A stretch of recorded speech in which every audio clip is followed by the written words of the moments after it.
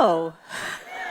For those of you who do not know, my name is Shannon O'Hurley, and my pronouns are she, her. And I am so grateful to be with you this day that love has surely made for each and every one of us.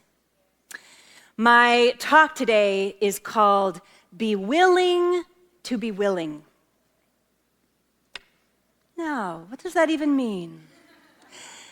I know that my current Beyond Limits class knows exactly what that means. We're talking about that. I find it so fun when we pick our talk titles ahead of time and then schedules and classes happen. It just so happens we're going over all of this, which is just such beautiful synchronicity. So be willing to be willing. What does that mean in the spiritual context, to be willing? Well, it is a little choice that makes a huge difference in your life. It's kind of like, when, like if your house is cold and you turn up the thermostat just 1 degree, and then really soon the entire environment has changed. To be willing is like that. The author Martha Beck wrote, "Willingness is the doorway through which the unimaginable can enter." Willingness is the doorway through which the unimaginable can enter. The concept of willingness is a very big deal in the New Thought teaching because it is the gateway to every single kind of transformation in your life. Willingness is that sacred yes that comes before we even know what that yes will require. It's the soul's way of leaning toward possibility, even when our mind says, but I don't yet know how. So willingness is actually the precursor to faith. Yep, yes, sir. That is absolutely right. Willingness, thank you for that, you are so darling. Willingness is the precursor to faith. It opens the smallest crack in the door through which faith can enter. Without willingness first, faith can't come to the party. We want faith at the party, yes? Yes, yes we do. Having true and lasting faith that something in your own life can be transformed cannot happen until there is a container of willingness. I'm going to say that another way. Having true and lasting faith that something in our country can be transformed cannot happen until there is a container of willingness. Are you willing?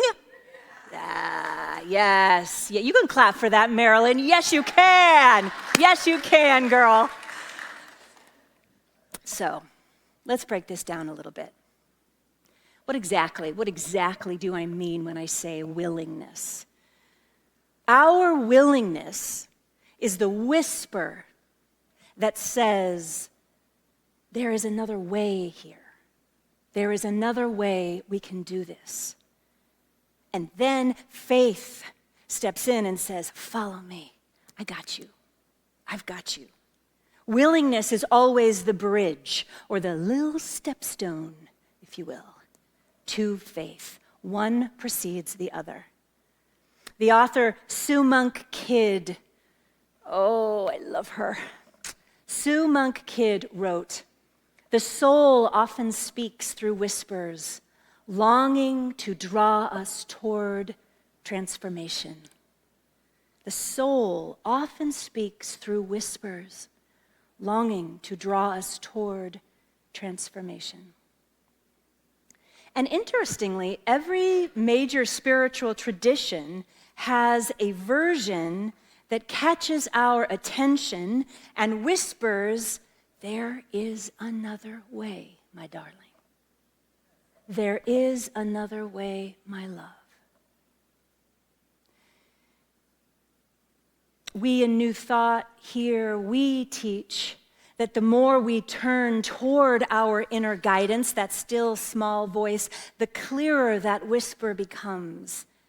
It becomes much easier to hear and to discern those whispers. The more we listen to our inner wisdom, the more awake we become. And the more awake we become, the easier it is for us to be willing to trust and have faith that we are indeed guided by Spirit in all things, included but not limited to the areas of our lives that we are ready to transform, the areas of our country that we are ready to transform. When we awaken to our empowered self, we live in partnership with God, Spirit, Source, whatever word you are comfortable with. And the old-timey God many of us grew up with is no longer this moody character in the sky, but the deepest, most loving guidance within us and all around us. And when we walk in willingness, faith will always follow, and we begin to live in the empowered promise of embodied grace and active hope and unconditional love for ourselves and every living being. So, I want to give you some real-life examples of ordinary people who listened to that whisper. There is another way. And in their initial willingness to listen, they changed everything. In 1930, colonized India lived under British rule that made it a crime for Indians to make or even gather their own salt. Now, salt was a basic necessity of life in the heat of South Asia. Salt wasn't a luxury, it was essential for survival, to preserve food, to prevent dehydration, to sustain the body itself. Yet, the colonizers taxed it heavily and held a monopoly on its production, intentionally keeping the Indian population socially and economically subordinate under colonial rule. It was intentional. Until one man was willing to say enough. Mohandas Gandhi left his ashram on March 12, 1930 with 78 companions and began a 240-mile, 24-day walk to the Arabian Sea where there was salt. When he began, he didn't yet know that tens of thousands of people would follow him, but they did. He didn't know that the world was watching, but it was. They didn't know that the world would someday know his name. He had no idea. He simply knew that he was willing to act. He was willing to act on an inner conviction of truth. And at dawn on April 6, 1930, he reached the shore, he bent down, he lifted a handful of salty, muddy sand, and that act, so simple, became a sacrament, an outward sign of resistance and hope. And across India, millions and millions of people stood together. Sound familiar? In solidarity for dignity and for freedom. Gandhi was willing to do what seemed impossible. He was willing to walk. He was willing to act. He was willing to make the way for Spirit. And that single peaceful act of courage ignited one of the most significant nonviolent movements in world history. The movement Gandhi called Satyagraha, or Truth Force, also known as Soul Force. That's what he called it. It was his vision that would later inspire Dr. Martin Luther King Jr. and the American Civil Rights Movement. Gandhi's willingness was contagious. He moved. He dared to move. That is the power of willingness. It begins as a spark inside one person, and it becomes a light that others cannot help but see. Only a few years later, across the ocean, another soul, an ordinary person, heard the whisper, "There is another way."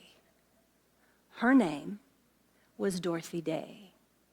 She was a journalist in New York City during the Great Depression, a time when people were hungry, desperate. So many people in parks and doorways. Does this sound familiar? She refused to look away. Now, Dorothy Day didn't have extra money. She didn't have some sort of grand plan, but she somehow figured out how to rent an apartment in a tenement and opened the door to strangers and invited them in to share food and prayer and laughter and, most importantly, hope. That simple beginning became the very first house of hospitality. And out of her willingness, she began publishing a really small newspaper called The Catholic Worker. And she sold it for 1 penny a copy. And its mission, its sole mission, hear this, was compassion and justice. And it spread quickly. And the response it inspired made it possible for her to open more houses of hospitality. Now, these were not the very first shelters in America by any means, but they were something entirely new. They were built for community. It wasn't just a place to sleep or eat, it was a home. She created a home where the sacredness of every person was honored. It became the first of many, many, many homes of hospitality across the entire United States, where the poor could break bread together with dignity and where they could be welcomed as family. Dorothy Day's revolution began not with money or power, but with willingness. The willingness to see the holiness in every hungry face and to act on it with love. Her yes created sanctuaries of dignity and shared humanity. Every time we here at NTCSL choose love over fear and open our doors and feed families, we are standing on the very same foundation built by the willingness of Dorothy Day. And together, collectively, as a community, here and online, we are saying, I too am willing. Now, fast forward about 100 years or so. A 7-year-old boy arrives in New York City as an immigrant and grows up seeing how public policy shapes people's lives, who it lifts up and who it leaves behind. And he ends up as a young adult working for housing justice, tenant protections, and the dignity of immigrant families. And when taxi drivers, many of them immigrants, were buried under crushing medallion debt in New York City, Zoran Mamdani didn't just speak.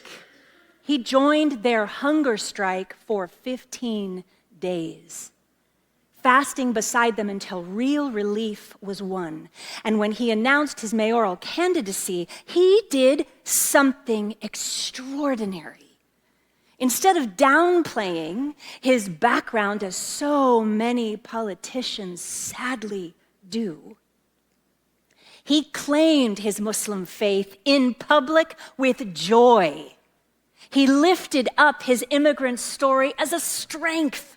And when billionaires poured millions into campaigns fueled by Islamophobia and fear, trying to keep him from winning, it became so crystal clear that his willingness had moved into full-blown faith. Why? Because he kept bravely showing up in places where people like him had not dared to show up before.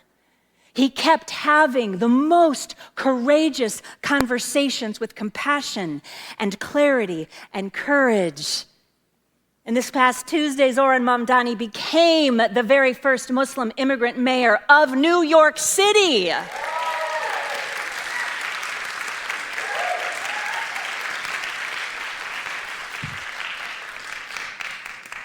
Mr. Mamdani, hear me, was willing to speak truth to power. He was willing to stand where others had never stood.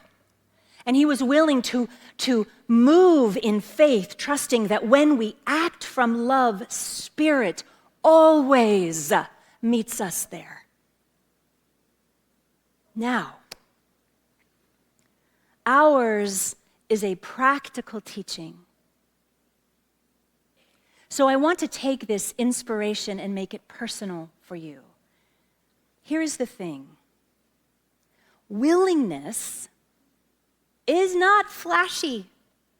It actually always starts with a baby step that leads to the next baby step in your life, that then leads to the next chapter that you would not in a million years have ever believed would happen if you hadn't been willing to take that very first baby step. Are you with me? So the question then becomes, what is it within you that is whispering, there is another way here? This will be different for everyone. This can be a big thing or a small thing. This could even be the way you're thinking about something. There is another way, my love. What is that for you? Think of it this way. Neuroscientists tell us now that it doesn't actually serve us to wait until we are ready to act on something. It's actually the opposite. We know this now. Action comes first, the feeling follows. If we wait until we feel like taking that walk, we will probably end up staying on the couch. Anyone? Just me? Okay, all right. But when we move, when we get up and we take even one step, the energy changes. It transforms. The very feeling we were waiting for begins to meet us because we moved. And it's the same thing with spirit. When we lean into our willingness, when we get curious about what's possible, about what in our life is calling for another way, that is when faith rises up within us. That's when we realize it's been there all along, waiting for us to simply be willing to say yes.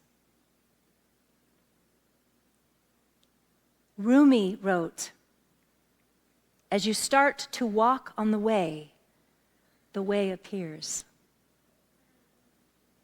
As you start to walk on the way appears. Once we become willing, my loves, truly willing, something shifts. The faith within us begins to expand and grow because once we are willing, faith is always amplified.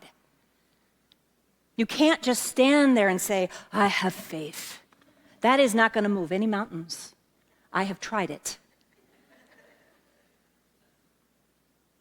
The key is to say, I'm willing to have the faith to move this mountain in that order.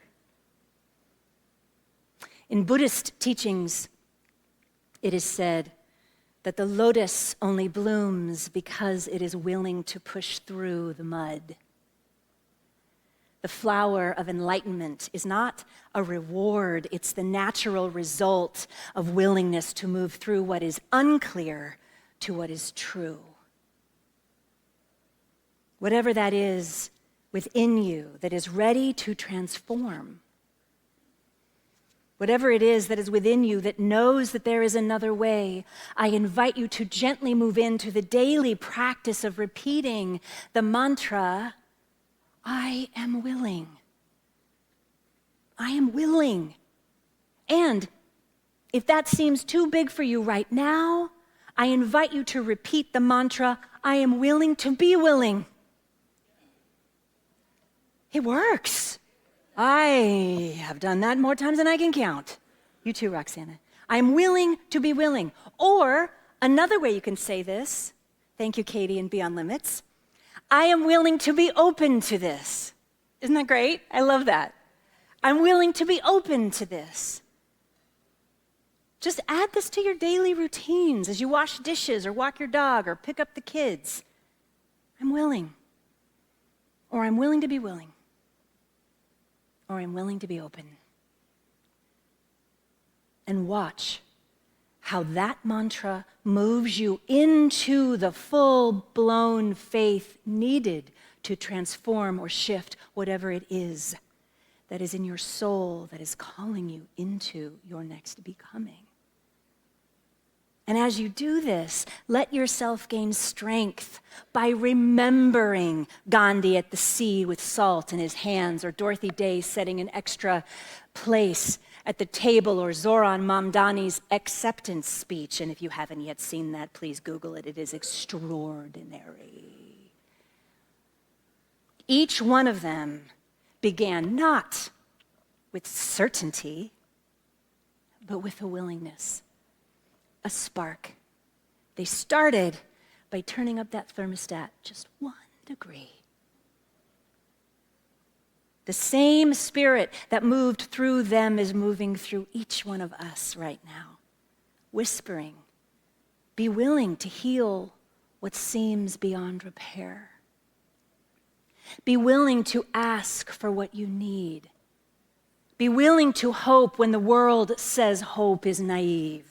Be willing to forgive. Be willing to begin again. Be willing to stand for love.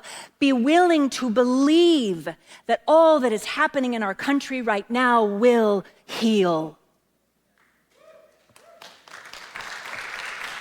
It will. It will. My friends, this week, please remember that 1 degree makes all the difference. And every small act of willingness invites a miracle. Every single time you decide to be willing, instead of giving up or digging your heels in, you have ushered in the power of faith. Faith starts as openness. And once that door is open even a little, Spirit rushes in to support you. All the great faith teachers taught this. All the great masters taught this. Spirit rushes in to support you once you are willing. Just know that you can shift or transform whatever it is in your life that is calling you into your greater becoming. So just like Gandhi and Dorothy Day and Zoran Mamdani, in your corner of the world, with your friends and your family and our community, you can be a beneficial presence for yourself, for them. And my loves, you can, in your corner, on your block, help make this world a better place for all people, everywhere. The world needs your willingness.